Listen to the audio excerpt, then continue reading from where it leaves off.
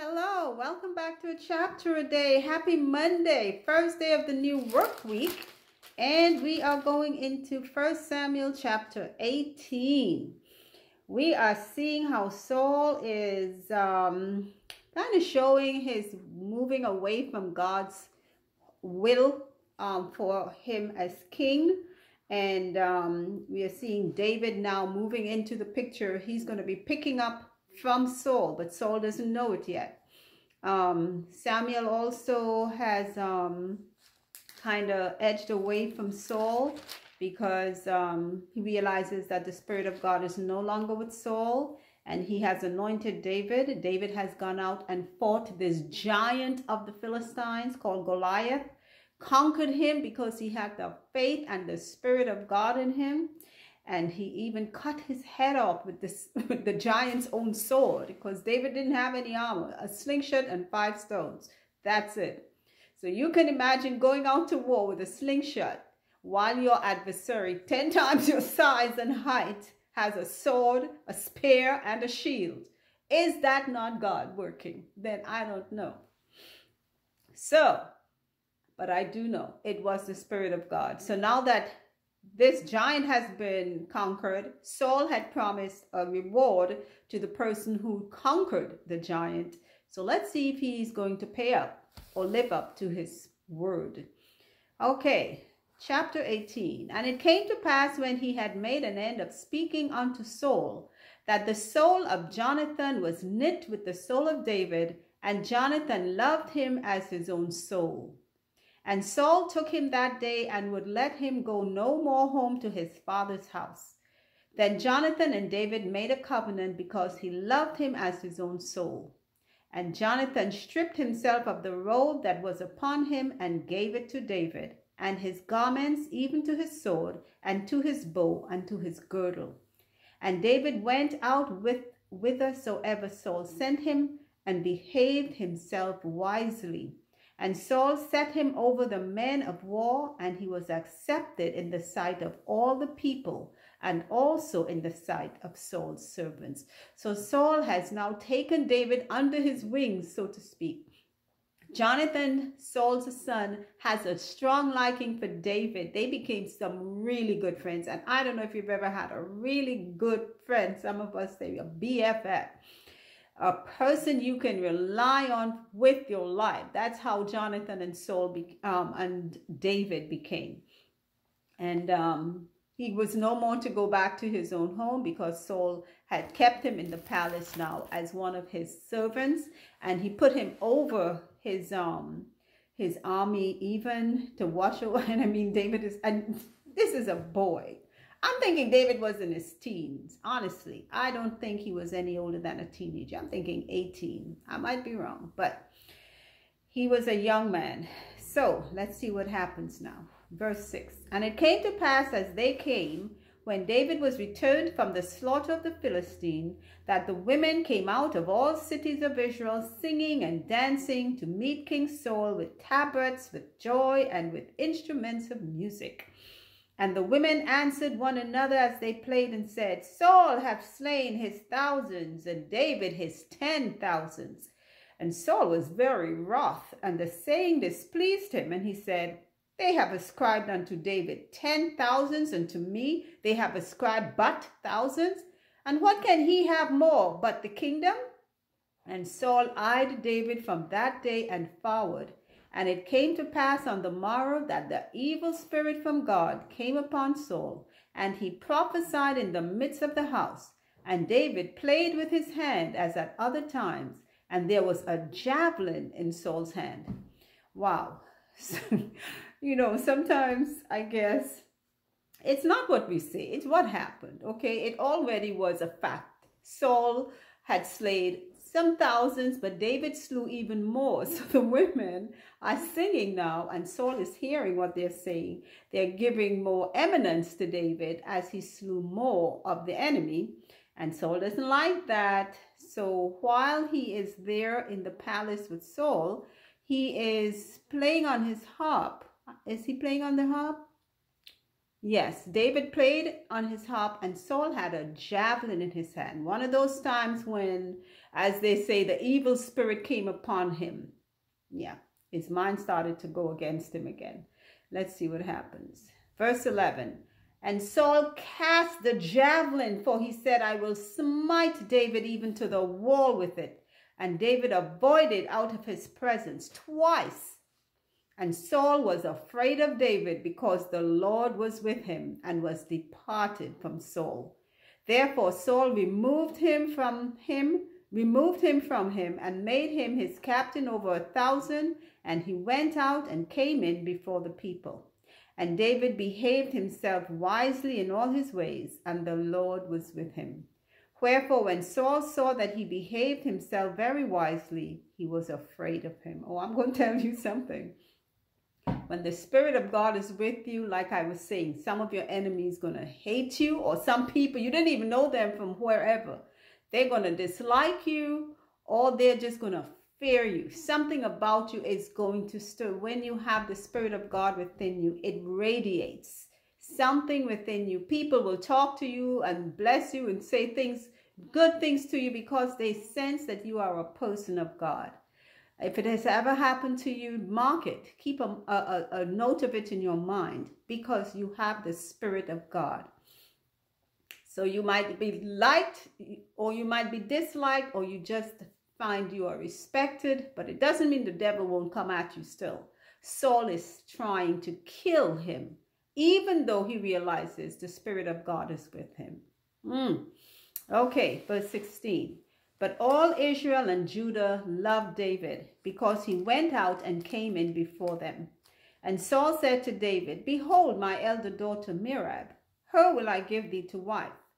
Only be thou valiant for me, and fight the Lord's battles. For Saul said, Let not mine hand be upon him, but let the hand of the Philistines be upon him. So you see what Saul's trying to do? Saul's trying to set him up to be killed by the enemy. Mercy. Verse 18. And David said unto Saul, Who am I, and what is my life, or my father's family in Israel, that I should be son-in-law to the king? But it came to pass at the time when Merab, Saul's daughter, should have been given to David, that she was given unto Adriel, the Meholathite, to wife. And Michal, Saul's daughter, loved David, and they told Saul, and the thing pleased him. So Saul had promised to give his eldest daughter to wife, or I think it said daughter. I'm not sure if it was supposed to be the eldest one, but that's how it went, like with Leo and Rachel. The elder was supposed to get married first. So when it was time now to deliver his daughter to David, he gave her to someone else. But his younger daughter, Michal, loved David. Of course, she's seeing him and she's hearing, and of course, he is a good-looking young man. And she's hearing all the valiant things he did. You know, we ladies, we like valiant men. And she is in love with him. So Saul is happy now. Okay, let's see what happens. Verse 21. And Saul said, I will give him her, that she may be a snare to him. So he thought. And that the hand of the Philistines may be against him. Wherefore Saul said to David, Thou shalt this day be my son-in-law in the one of the twain. And Saul commanded his servants, saying, Commune with David secretly, and say, Behold, the king hath delight in thee, and all his servants love thee. Now therefore be the king's son-in-law. And Saul's servants spake those words in the ears of David. And David said, Seemeth it good to you a light thing to be a king's son-in-law, seeing that I am a poor man and lightly esteemed? And the servants of Saul told him, saying, On this manner spake David. And Saul said, Thus shall you say to David, The king desireth not any dowry, but 100 foreskins of the Philistines, to be avenged of the king's enemies. But Saul thought to make David fall by the hand of the Philistines. What a devious, conniving spirit is in that man. Oh, and we have some of those today, okay? He is plotting. He doesn't want now. Apparently, David doesn't even want to become the king's son-in-law. He doesn't think he is worth being part of Saul's household. But Saul is insisting because he's thinking he can use his daughter, Michal, to be a snare unto David, maybe to set her up, like how the Philistines set up Samson's two women, Delilah and the other one, to be against him.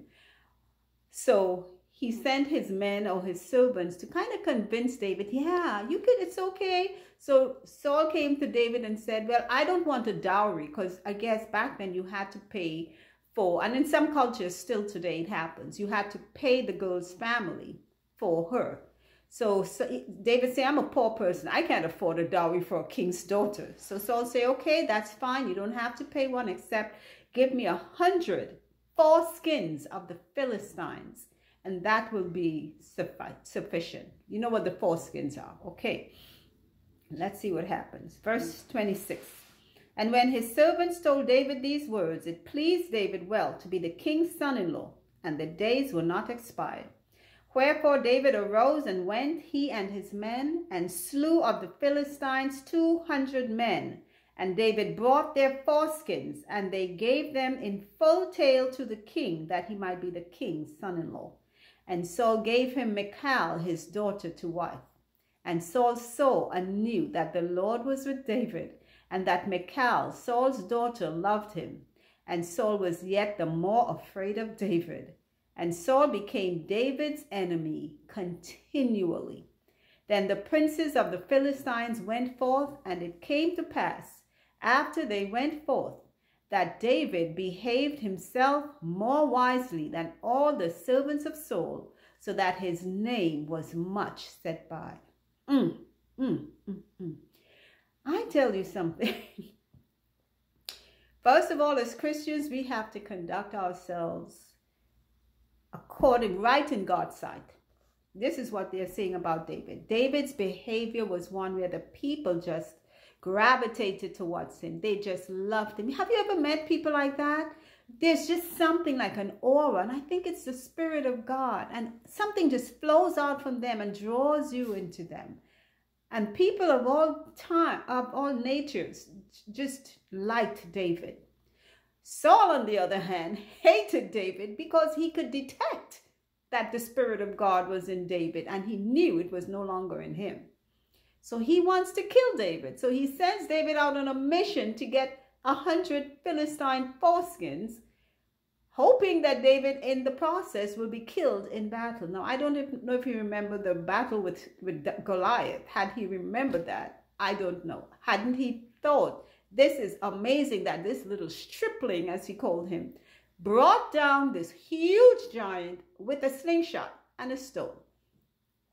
Wasn't that the Spirit of God in him then too? But when the devil is working your mind, you are not thinking straight. And this was what was happening to Saul. So Saul is plotting. He wants David dead. He hates David. But David is just carrying on like a man of God. And that would put Saul to shame sooner or later. And that's a lesson for us today. If God be for you, no man can be against you. No matter how much they hate you, they will have to see, you know what? God is with this person, like them or not. That's just the way it is. And God's hand upon you, no man can touch you. And that is the truth. And I mean man, meaning human being, can touch you with anything. So that is the end of 1 Samuel chapter 18. We will pick up on next day with our reading. Keep listening. Thank you for whatever comments. Thank you for joining, for listening. Feel free to check out anything in the Bible that's been read so far. Make comments, ask questions. If not, join in with the reading and see for yourself. It's always good to know for yourself, okay? Keep listening though, because faith comes by the hearing of God's word. Until then, take care. Bye.